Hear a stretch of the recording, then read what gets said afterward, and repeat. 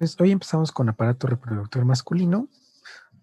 Es el repaso, entonces vamos a ir igual un poquito más rápido que en la clase normal. Entonces ya sabemos que los tanto aparatos genitales en general, hombre y mujer, se van a dividir en los mismos dos bloques, órganos internos y órganos externos. Y los órganos externos siempre es lo que podemos ver, es decir, el pene y el escroto. En el caso de la mujer ya hablaremos al ratito, pero y los internos ya es el testículo como tal, todo el sistema de conductos seminíferos y las glándulas anexas, que son tres: próstata, vesícula seminal y glándulas bulbouretrales, ¿no? ¿Cuál es la función en general de los aparatos genitales? También hombre y mujer es la misma: procrear y crear hormonas para los caracteres secundarios, para caracteres sexuales secundarios. Ajá. Entonces, en cuanto a los internos, que son los más complejos, vamos a empezar con el testículo. Ajá, y después de ahí el testículo vienen el sistema de conductos. ¿No? Recuerden que el testículo también está rodeado por una túnica de tejido conectivo denso, fibroso, que se llama túnica albuginea, y esa túnica albuginea se invagina creando pequeños tabiques, estos tabiquitos. Ujú. Adentro, el parénquima del testículo básicamente son pequeños tubulitos que se van a llamar túbulos seminíferos. Esos túbulos seminíferos se van a unir y se van a confluir en los túbulos eferentes. Después de los túbulos eferentes, eso se va a anastomosar y se va a unir, se van a unir los túbulos rectos, perdón, y los túbulos rectos se van a confluir y se van a anastomosar formando la red de testis. De la red de testis van a salir otros conductitos que se van a conocer como conductos eferentes. Después se va a formar lo que es el epidídimo, que es todo este enmarañado de tubos con sus tres porciones, y después el conducto deferente que va a ir hasta la próstata. Básicamente esos son todos los conductitos. Uh-huh. Después en la próstata hay una conexión directa con la uretra. Uh-huh. Entonces recuerden que en cuanto a los órganos externos, básicamente es todo lo que podemos ver: el pene y el escroto. El testículo, les digo, está rodeado de una túnica albugínea de tejido conectivo denso. Uh-huh. Va a producir las células sexuales, principalmente, bueno, los espermatozoides, y las hormonas sexuales, que en el caso del hombre es la testosterona. Uh-huh. El parénquima, les digo, que se va a conformar principalmente por túbulos seminíferos. Ajá. Ahora, a lo mejor esto se los llegan a preguntar, no creo, pero en algunas ocasiones lo han preguntado, muy poquito, pero sí lo han preguntado: ¿cuáles son las capas que cubren al testículo? Y son estas 7 capas. La piel del escroto, como tal, recuerde que es una piel delgada, tejido conectivo, este, digo, perdón, epitelio plano estratificado queratinizado con anexos cutáneos, principalmente pelo terminal y glándulas, ¿no? Glándulas sudoríparas y sebáceas. Eso es en la piel. La dartos es una túnica de tejido conectivo muy parecida a una fascia muscular, la túnica dartos. Capa de celular subcutánea es tejido graso, tejido adiposo, principalmente unilocular. Tenemos la fascia espermática, que es la fascia del músculo cremastérico, es decir, el tejido conectivo que va a recubrir al músculo cremastérico. Luego tenemos otra fascia interna, que también es una capa de tejido conectivo que va a cubrir por la parte interna al músculo cremastérico. Y después viene una túnica vaginal. Esta túnica vaginal es la túnica albuginea. Uh-huh.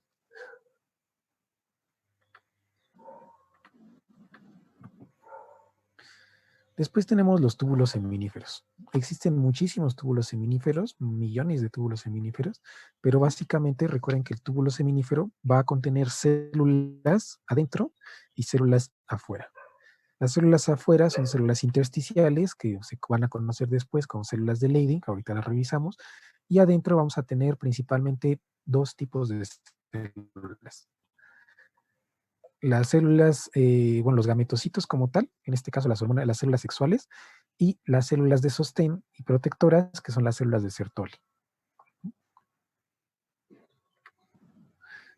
Los túbulos seminíferos están rodeados de tejido muscular, células mioepiteliales que sirven para contraerse. Entonces recuerden que dentro del túbulo seminífero vamos a tener algunas celulitas que son células como tal, gametocitos o células sexuales, en diferentes etapas de diferenciación. Las más internas, las que van a estar aquí debajo, recuerden que el túbulo seminífero lo vamos a dividir en dos zonas, una zona basal y una zona abdominal. La zona basal es antes de las células de Sertoli, que son estas grandotas, con un núcleo un poco borrado, o como si fuera opaco. Esas son las células de Sertoli. Y atrás tenemos el compartimiento basal. En el compartimiento basal vamos a tener dos tipos de células sexuales en el proceso de diferenciación. Ajá. Son las espermatogonias tipo A y tipo B. Recuerden que o tipo 1 y tipo 2. Recuerden que la diferencia es el grado de activación nuclear.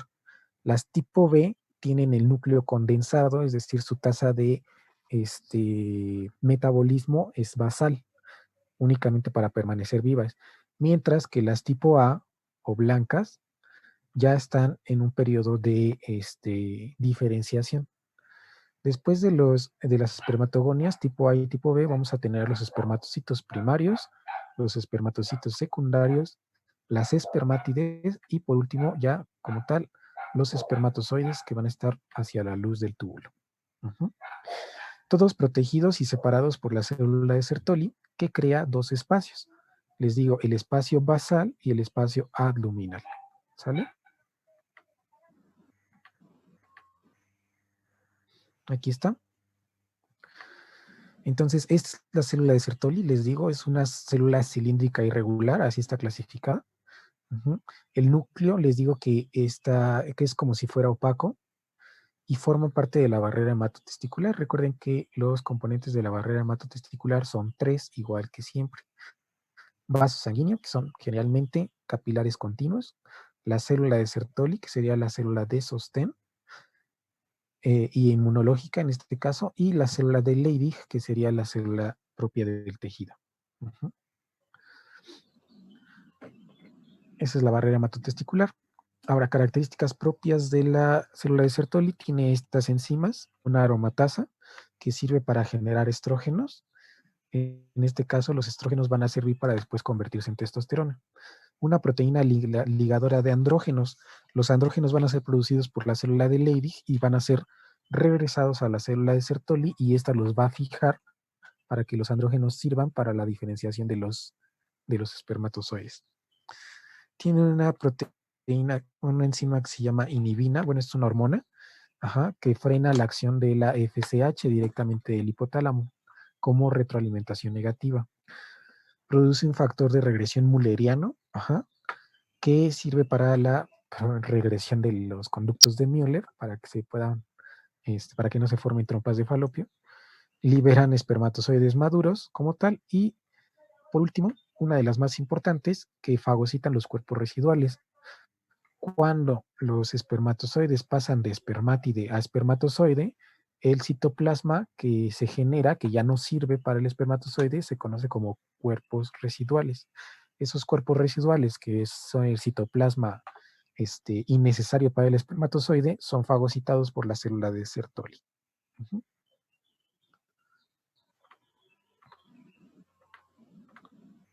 Y aquí están los dos compartimientos que les mencionaba, compartimiento basal y compartimiento abdominal. En el compartimiento basal únicamente vamos a encontrar espermatogonias tipo A y tipo B, ya se los mencioné, y el compartimiento abdominal vamos a encontrar todos los espermatocitos en sus diferentes fases de diferenciación.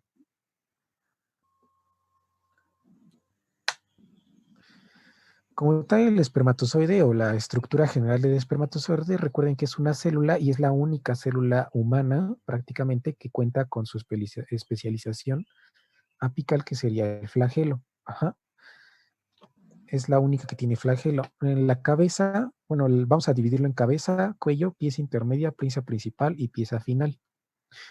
La cabeza va a contener el cuerpo acrosómico o acrosoma, donde es una punta literalmente que contiene un montón de enzimas para destruir o degradar la zona pelúcida del espermatozoide.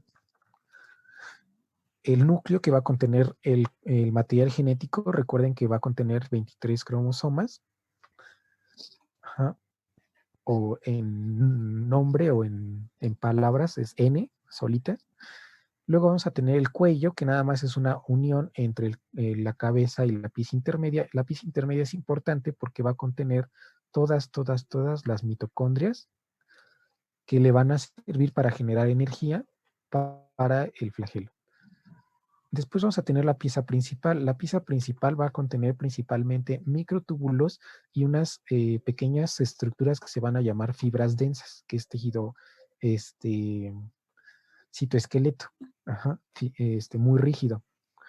Después vamos a tener la pieza final o cola, en donde vamos a tener igual microtúbulos, que son los que se van a quedar en el flagelo, y una pequeña vaina que se conoce como costillas circunferenciales, que van a darle un poquito más de rigidez al inicio de la cola. Uh-huh. Esa es la estructura general del espermatozoide.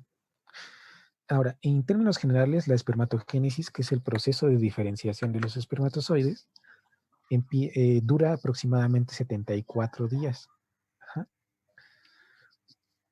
Empieza en una espermatogonia tipo B y después la espermatogonia B empieza a cambiar a espermatocito primario, secundario, espermátides como tal y por último los espermatozoides. El proceso es mediado por una meiosis. Recuerden, meiosis 1 es hasta espermatocito primario. Meiosis 2 es de espermatocito primario hasta espermátide. Y por último, la espermiogénesis, que la espermiogénesis es únicamente darle la forma al espermatozoide. Ajá.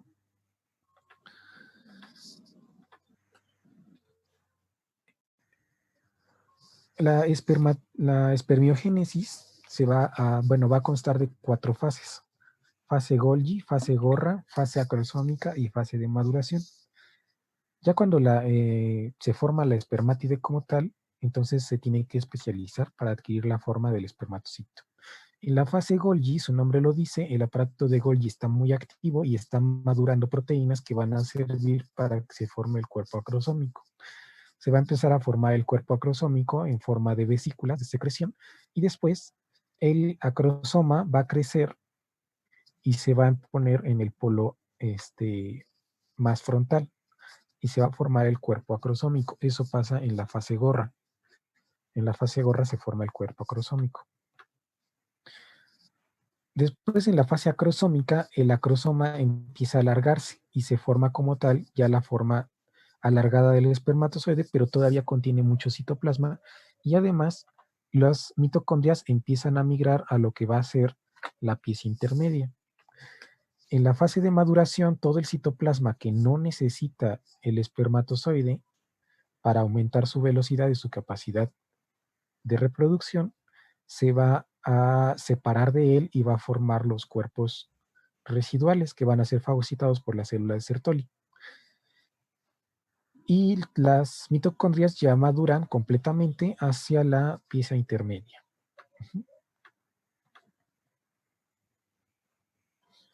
Después tenemos las células intersticiales, que son las células de Leydig.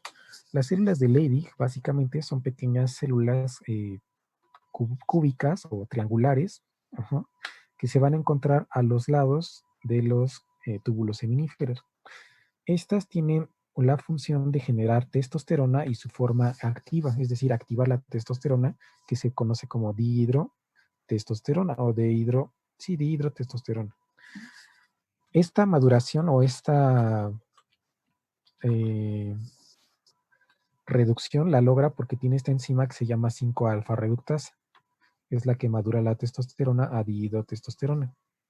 Esta testosterona sirve para estimular a los túbulos seminíferos a través de las células de Sertoli y además también la testosterona libre sirve para generar los caracteres sexuales secundarios.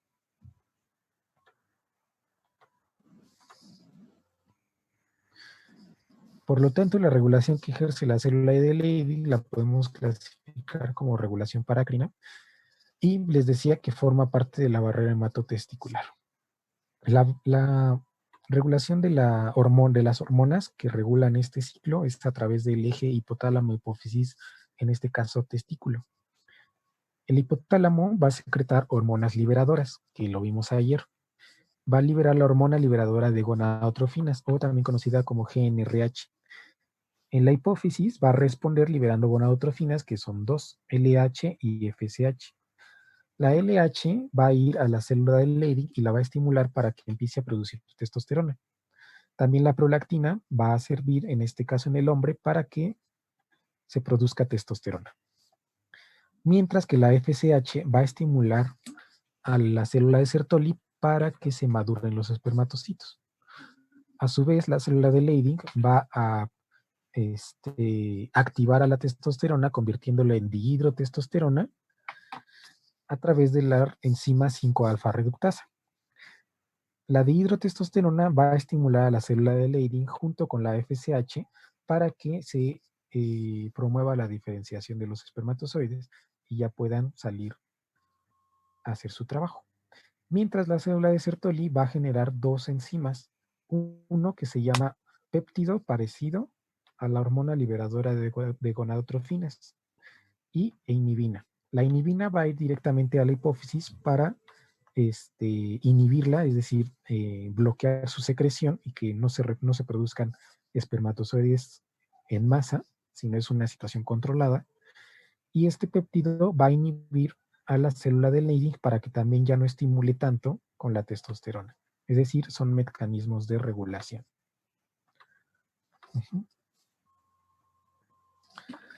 Vamos con los conductos excretores. Entonces, los conductos excretores, recuerden, primero son los túbulos rectos dentro del testículo que se van a anastomosar en la red de testis. Luego vamos a tener los conductos eferentes, que son estos rojitos. Después el epidídimo, que es muy largo, con 3 porciones. Y por último, el conducto deferente. Básicamente, de todo el sistema de túbulos, lo importante a recalcar es el tipo de epitelio, porque el epitelio es el que va cambiando. Y las características de los espermatozoides durante su trayecto. Eso es lo más importante a resaltar en todo el sistema tubular. Primero, los túbulos rectos y la red de testis, básicamente las dos tienen un epitelio cilíndrico simple. La red de testis ya es un laberinto de canales porque es un montón de túbulos anastomosados con un epitelio cúbico. Es decir, pasa del túbulo recto a un epitelio cilíndrico y ese cilíndrico se va a hacer más chiquito, más chaparro, hasta un epitelio cúbico en la red de testis. Aquí lo importante a resaltar es que los espermatozoides pasan por un fluido, es decir, aquí no saben nadar, simplemente son arrastrados por un fluido rico en fructosa que va a servir para que se protejan estos mismos espermatozoides y empiecen a generar energía suficiente a través de las mitocondrias. Después vamos a tener los conductillos eferentes. Los conductillos eferentes ya tienen un epitelio cilíndrico simple, otra vez, pero además este cilíndrico simple tiene cilios. Y los cilios sirven para movilizar a los espermatozoides, porque aquí los espermatozoides también son inmóviles. Además de tener ese epitelio, entre ese epitelio tiene células absortivas. Esas células absortivas lo que van a hacer es empezar a filtrar o empezar a absorber el fluido en el que venían los espermatozoides, que no lo van a necesitar. Todos estos conductillos eferentes van a estar rodeados de células mioepiteliales también. El epidídimo vamos a tener 3 porciones. Es muy, muy largo, muy, muy, muy largo, pero lo vamos a dividir en 3 porciones. El segmento inicial o cabeza, segmento medio o cuerpo y segmento terminal o cola. El segmento inicial, bueno, todos van a estar rodeados por un epitelio muy, muy, muy característico, que es el epitelio pseudoestratificado con estereocilios. Esa es la característica del epidídimo. En el segmento inicial, además del epitelio, va a tener células absortivas que van a servir para absorber lo que haya quedado de líquido anteriormente. Después viene la fase media, o el segmento medio, que es la parte más importante del epididimo, porque aquí los espermatozoides van a madurar, es decir, van a adquirir la capacidad de movimiento, de poder nadar. Y después tenemos el segmento terminal, que sirve para almacenar una gran cantidad de espermatozoides. Todo el epididimo va a estar rodeado de una capa de músculo liso, abundante o considerable, muy sensible a la adrenalina, que va a servir para la eyaculación.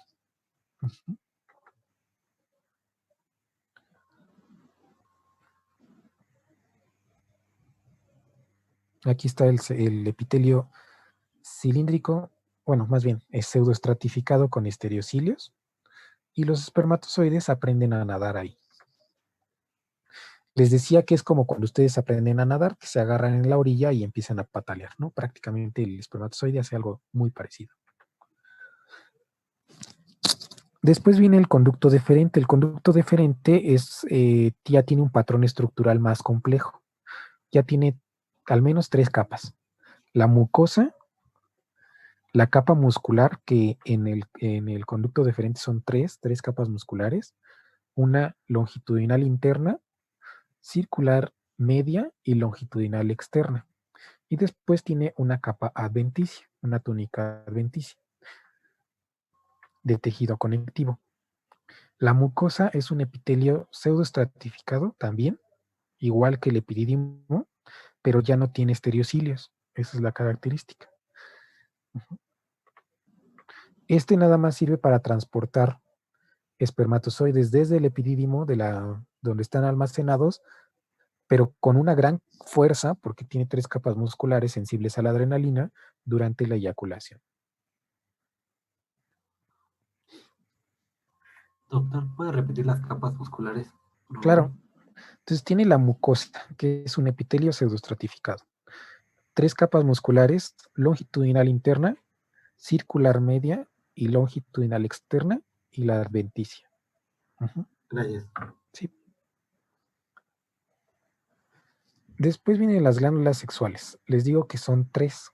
La más grande de todas es la próstata, luego las vesículas seminales y por último las vulvouretrales, que son las glándulas de Cooper.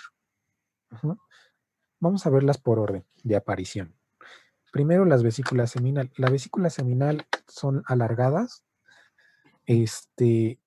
aproximadamente de 4 centímetros por 2 centímetros, y su epitelio va a ser un epitelio pseudoestratificado. Muy parecido al que venimos manejando desde el epidídimo. Ahora, lo importante de esta vesícula es lo que genera fructosa, flavinas, iones potasio, prostaglandinas y aminoácidos.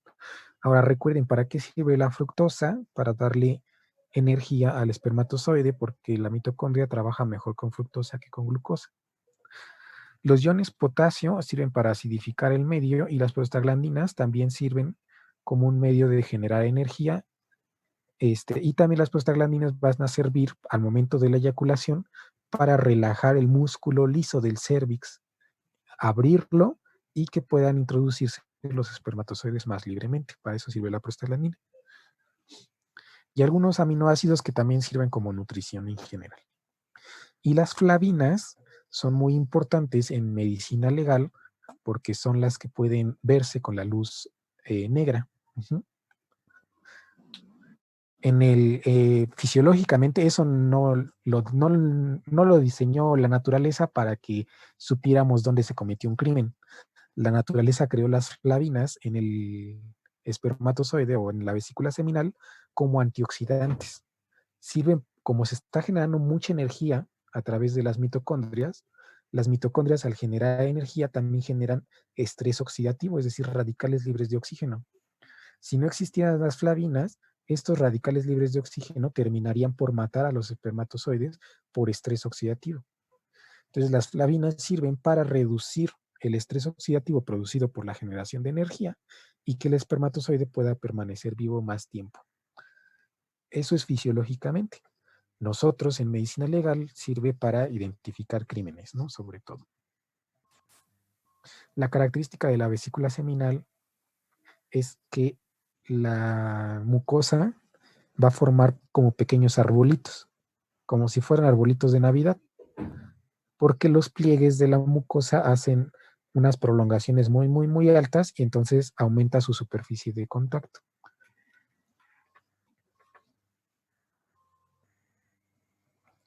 Después viene la próstata, que es la glándula más grande. Esta glándula se clasifica como túbulo alveolar y va a estar cubierta por un epitelio cúbico simple. Se parece mucho al patrón estructural de la vesícula seminal, es decir, la mucosa también hace pequeños pliegues, pero no son tan grandes y tan abundantes como la vesícula seminal. Además de que el epitelio es cúbico, a diferencia de que en la vesícula seminal es un pseudoestratificado. Otra característica importante por el cual pueden identificar a la próstata muy, muy, muy fácil es la formación de cuerpos amiláceos. Los cuerpos amiláceos no es otra cosa más que la acumulación de la secreción prostática que se va calcificando. Ujú. Generalmente aparecen a lo largo de la edad, con la falta de uso, se empiezan a acumular los cuerpos amiláceos. La próstata la vamos a dividir en 3 porciones, una zona de transición, una zona central y una zona periférica, que en algunos libros los pueden encontrar como anillo glandular interno, anillo glandular medio y anillo glandular externo. Anatómicamente sirven para diferenciar los tipos de glándulas. En la zona de transición tenemos glándulas mucosas, en la zona media vamos a tener submucosas y en la zona periférica vamos a tener las glándulas principales que van a ser las que van a secretar principalmente secreción prostática. En medicina también ocupamos esta diferencia histológica porque sirve para diferenciar la formación de tumores y de hiperplasia prostática benigna. Ujú. Porque va a rodear, la próstata va a rodear, si se fijan en el esquemita, vienen los túbulos deferentes que atravesaron la vesícula seminal. Se introducen a la próstata y en la próstata se combinan para convertirse en la uretra, lo que va a ser la uretra, o se continúan con la uretra. Por otro lado, el sistema urinario viene por atrás y se va a conectar al mismo tiempo con la uretra, justamente en la salida de la próstata, y entonces nada más sale un pequeño conductito que ya sería la uretra. Ujú. ¿Cuál es la secreción de la próstata? La secreción de la próstata va a tener, bueno, primero es una secreción líquida, lechosa y fluida. Va a contener ácido cítrico, fosfatasa ácida, antígeno prostático específico, plasminógeno zinc, inmunoglobulinas tipo A y poliaminas. Si se fijan, prácticamente todo está eh, orientado para una protección inmunológica. Ácido cítrico, fosfatasa ácida, sirven además de antioxidantes para generar un pH ácido, ligeramente ácido, y evitar que las bacterias crezcan, igual que el plasminógeno zinc y las inmunoglobulinas. Ujú. Pero el antígeno prostático específico, o el PSA, sirve en medicina como marcador de tumores. Sin embargo, la naturaleza no lo creó para que podamos identificar tumores. La naturaleza lo creó, o la evolución lo creó, para hacer, cuando sale el líquido seminal, sale grumoso, sale como si fuera una leche muy pastosa. Pero el antígeno prostático específico lo va a hacer, va a generar licuefacción, es decir, va a hacer esa secreción viscosa a una secreción más líquida y fluida para que los espermatozoides puedan viajar más fácilmente. Esa es la función fisiológica del antígeno prostático específico. Las glándulas bulbouretrales o de Cooper son dos chicharitos de 1 centímetro que se ubican justamente detrás del cuerpo esponjoso. Estas son muy, muy pequeñitas, también son clasificadas como tubuloalveolares y están cubiertas por un epitelio cúbico simple, igual que la próstata. ¿Qué van a crear? Pues principalmente es una secreción lubricante. Es lo equivalente a las glándulas vulvares de la mujer. Ujú. Ahora, para terminar, nada más vamos a ver lo que es el pene, que recuerden que son dos cuerpos cavernosos y un esponjoso, perdón. El esponjoso es por donde viaja la uretra, aquí está la uretra, y los cavernosos, los dos, tanto cuerpos cavernosos y esponjosos, son arterias modificadas, una anastomosis de arterias modificadas, rodeadas por una túnica albuginea. La misma túnica albuginea que viene del testículo es la misma túnica albuginea que va a rodear a cuerpos cavernosos y esponjosos. Pero en los cavernosos es una capa muy, muy, muy abundante, muy gruesa. Y el cuerpo esponjoso es más delgada porque ahí va a pasar la uretra y tiene que permanecer abierta para poder permitir el paso de los espermatozoides durante la eyaculación. Durante la erección, recuerden que esto se llena de sangre, los cuerpos cavernosos y el esponjoso, y la sangre queda atrapada porque las venas que están en la periferia se ocluyen. Durante la eyaculación se dispara el proceso adrenérgico, la adrenalina produce una contracción muscular lisa de todo el trayecto de los túbulos seminíferos y sale la eyaculación con una bastante fuerza.